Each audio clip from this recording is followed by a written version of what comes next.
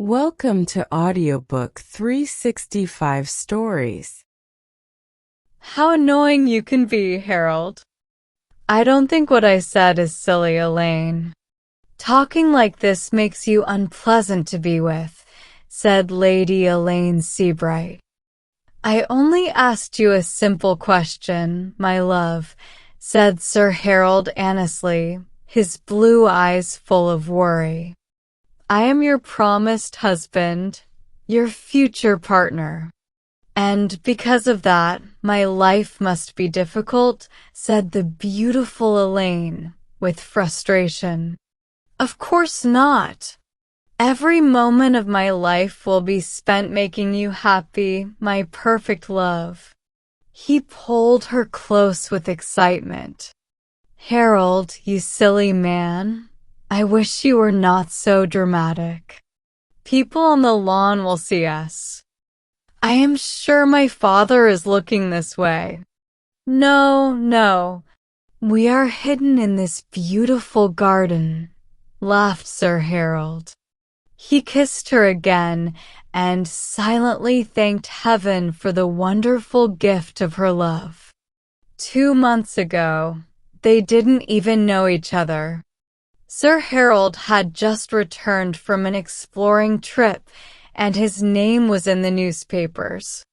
People praised him for his bravery in traveling to a faraway place in Africa and risking his life to save a kind but foolish missionary.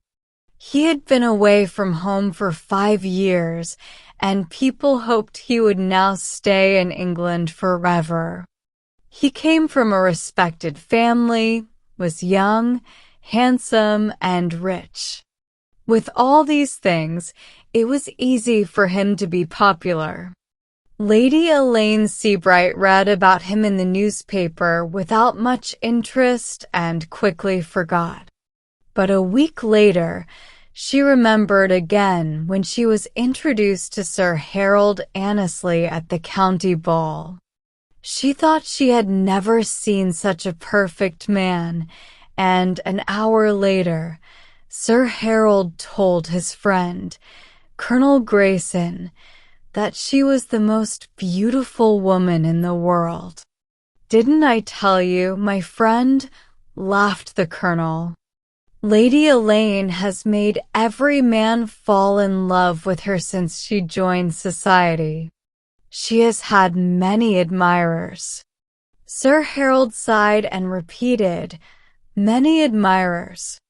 Yes, every man who sees her respects and loves her. But she has not fallen in love with any of them, and after 2 years, she is still free. I am happy to hear that, said Sir Harold. Colonel Grayson smiled in a knowing way. Why are you happy about it? He asked. Why? You always said you don't like women. Be careful, Sir Harold. The young man blushed. I am not afraid to tell you, my old friend, that this is love at first sight. I have never loved before. I have never spoken words of love to any woman. At last, I have found the one meant for me. Go and win her, my boy.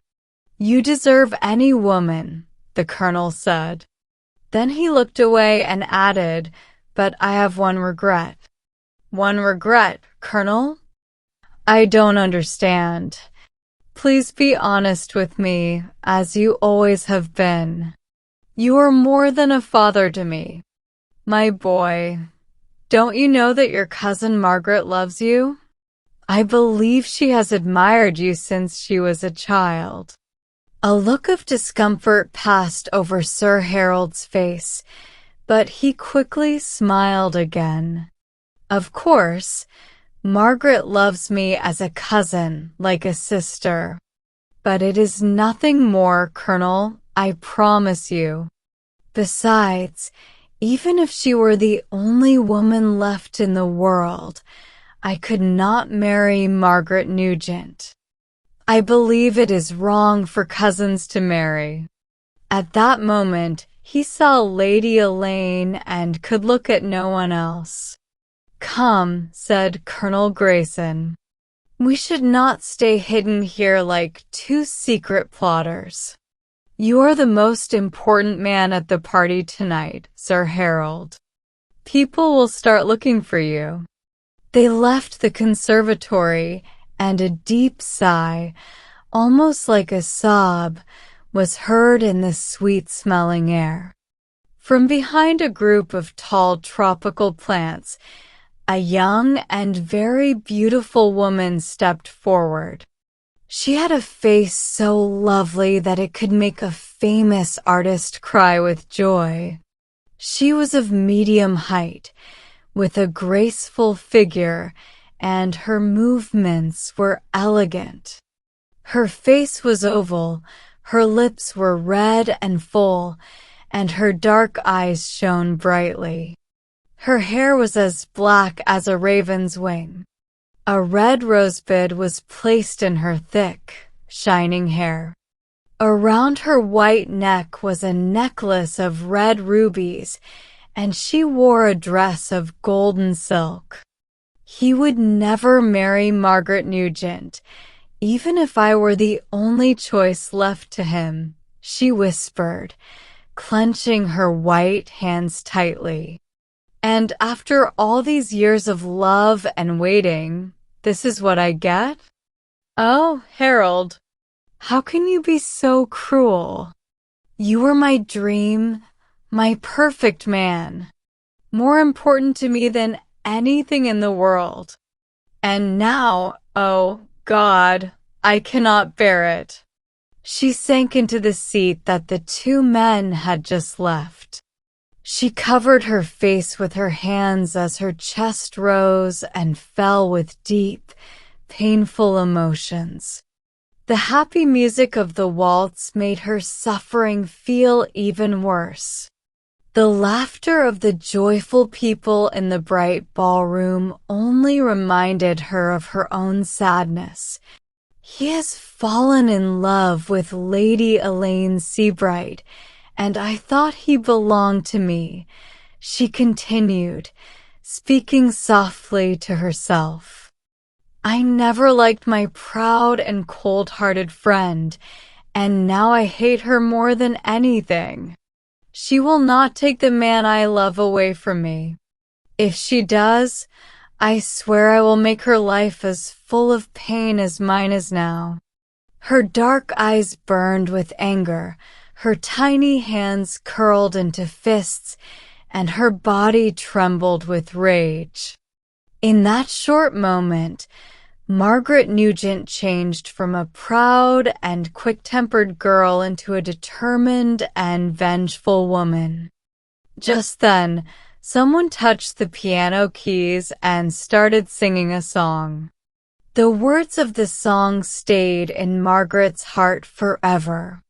"Alone in crowds, I walk and see that all the joy is gone for me. The voices dear, the loving eyes, that shone on me in days gone by. This must be the fate of all who love, but learn too late. The few bright things they thought would stay, forever near them fade away. Though fairer faces smile around, their warmth for others now is found. They cannot bring that special light that made one heart feel love so bright. Where is the sunny brow? The voice I knew, where is it now? I ask and ask, but no reply. Only silence answers why. Oh! What is magic's power worth? If spells can't bring lost love to earth, no joy can be as sweet and true as those past days with eyes so blue. No, such dreams are vain as calling back again those eyes themselves from out the grave, or all the love they once gave." Margaret Nugent clutched her heart and gasped, "I will not lose him."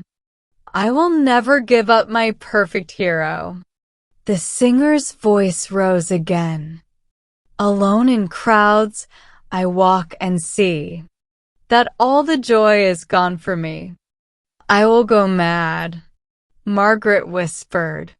Can I slip outside into the moonlight without anyone noticing? The cool air will help calm my aching head. She looked back into the ballroom and saw Sir Harold Annesley talking to Lady Elaine Seabright. Lady Elaine's soft, delicate face was turned up to him as she laughed. Margaret Nugent shivered. She turned quickly and left the conservatory, almost stumbling as she reached the vine-covered porch outside. She grabbed the wall to steady herself. But even here, she was not alone. A man, who had been lying back on a low seat, suddenly sat up and spoke in a worried voice. "Dear Miss Margaret, are you feeling weak? I just came outside myself to escape the heat. Can I bring you a glass of water?" "No, thank you, Viscount," said Margaret. "I am already feeling better, much better. The heat is too much. Would you rather be alone, Miss Margaret?" Viscount Rivington asked. "Or would you like to walk with me in the moonlight for a few minutes? It is beautiful outside, and no one will notice that we are gone." His voice had a hint of sadness. Margaret looked at him closely. "I understand," she said softly. But inside, she felt a little pleased. "I understand. Lady Elaine is as unpredictable as always. She always wants something new to win." He laughed, but his laughter was bitter. "Sir Harold is the most important man at the party tonight. Everyone admires him," he said. "But I will not let him take away the woman I love, Miss Nugent." He suddenly turned to her. "You love your cousin, you love Sir Harold. How could I not see your secret when my own heart is filled with jealousy? I hate the fate that brought him here tonight.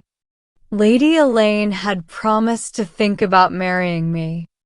Her father, the Earl, was happy to see me as her future husband.